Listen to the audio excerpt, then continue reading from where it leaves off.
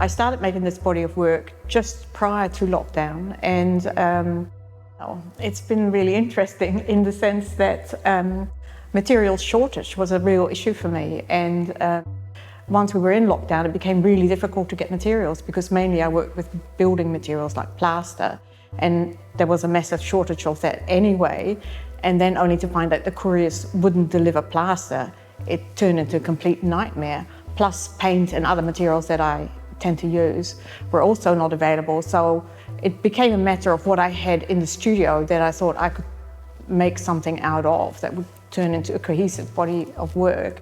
And I had lots of white paint, I had lots of beeswax, and I had some plaster, and I thought, well, okay, if I have that as the premise for the overriding thing for the show, then I've got something to go on. And I'd sort of decided on a title for the show, sort of the title, The Truth of the Matter. I thought, white, plaster colour, beeswax colour, the paint that I had sort of relates to truth as a colour, and I thought that would sort of work quite well sort of with the overall idea of the show. And as lockdown sort of went on, it became quite difficult, because I think, part of my process when I make work is like going around hardware stores and just aimlessly wandering around and looking at objects and thinking like, what could I do with it? I've got no idea what half this stuff is, but the idea of sort of like, I guess, mentally sketching something in a way, that's what that does for me. And not being able to do that, and not being able to have any feedback, whether I take the feedback into account or not, but having just nothing and working in this vacuum, in this isolation, really, sort of 10 hours a day in the studio every day, surrounded by all this white stuff, was like really quite challenging. And so the title of the show, The Truth of the Matter, became not only about what it initially was, which was the idea, in a post-Trump era where truth seems to be such a flexible thing, like we have alternate facts and there are alternate realities, and the idea that truth is a malleable thing now. The initial premise was about that, and still is, but then as I was packing up the work sort of like last week to ready for install, it sort of occurred to me really that the truth of the matter also applied in a way to myself and the making process, because really it was just me in the studio. There was nothing external that was sort of influencing the work in any way, and it was just me and a few bags of plaster and some paint and wax, and so like it really was just the truth, whereas I tend to use a lot of gold in my work, and gold has different connotations, and it's easy to make something look sort of quite nice with gold, it always sort of enhances things.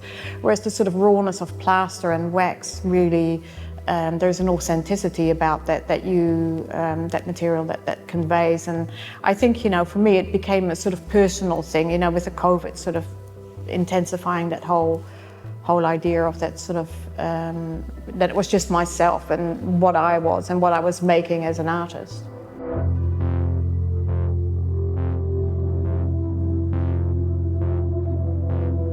The work, The Truth of the Matter, was an idea that it came from a materials shortage and what I had available to me in the studio.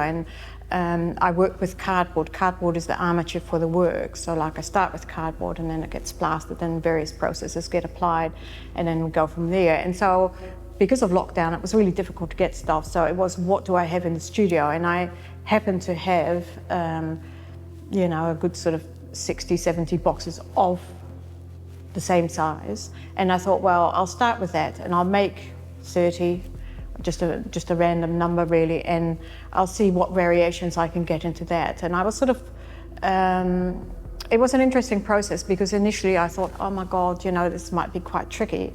But as it went along, it became obvious that it was really sort of like really interesting to take the same thing and then see how you can make it different every time. And quite early on in the process, I thought I would make this wall installation, and so it just became a matter of sort of trying to make as many of these things that would fill a wall.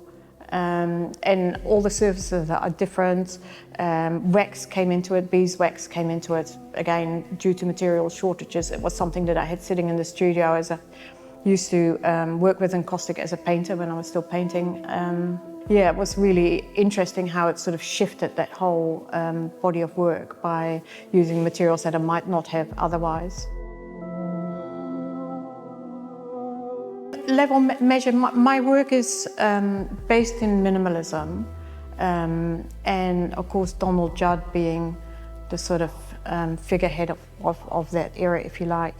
And of course minimalism being very much a sort of male-dominated era, and the works that were manufactured or made during that time were sort of manufactured steel, glossy, shiny, and often these were purchased by people with a lot of money, and so they ended up in the boardrooms, and these works were associated with power and male dominance, if you like.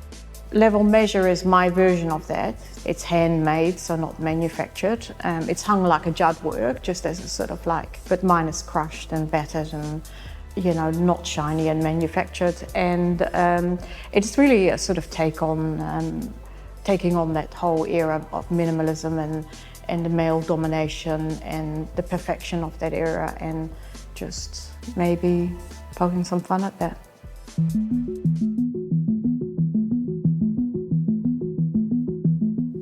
So the works Come a Cropper and Let's Start with a Clean Slate.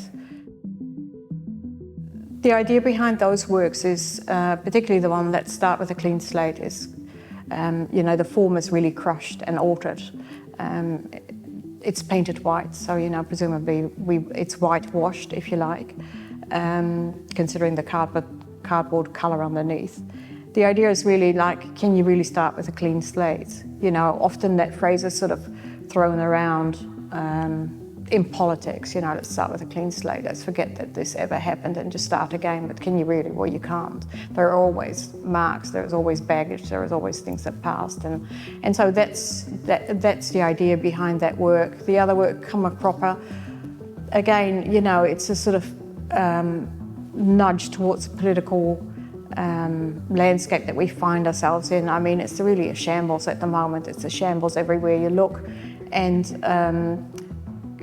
again, the work has been whitewashed, but it's still, you know, a mess, really.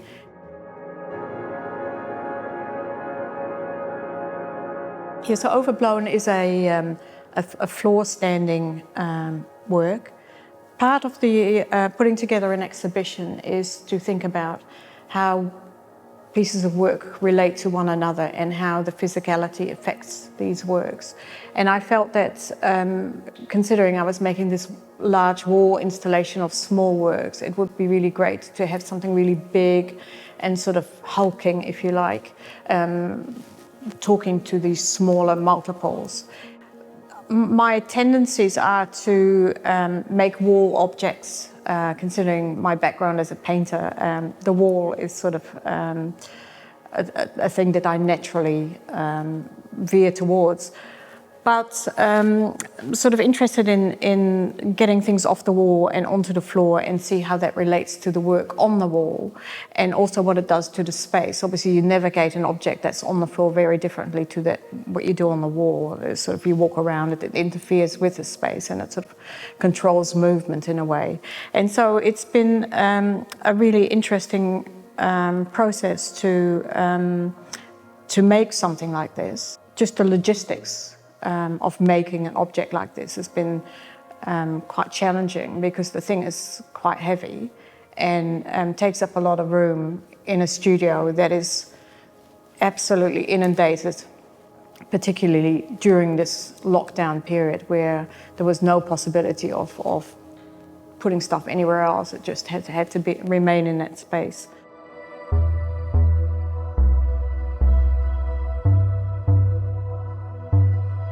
I don't like to be stagnant, if you like. I'm not a person that can make the same painting for 10 years in a row. I admire people that can do that, but I don't think I have that in me. So I think it is progressing. Obviously, you know, floor work is a new thing, a relatively new thing for me. As far as sort of what next, I have a show coming up in Melbourne next year with West End Gallery, COVID willing.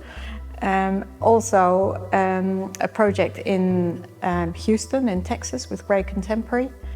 And then at the start of next year there'll be the Auckland Art Fair coming up, and also the silo projects in Auckland, which will be I believe in April, May of next year. So there's plenty of things on the go, and I'm a person that's very much deadline driven.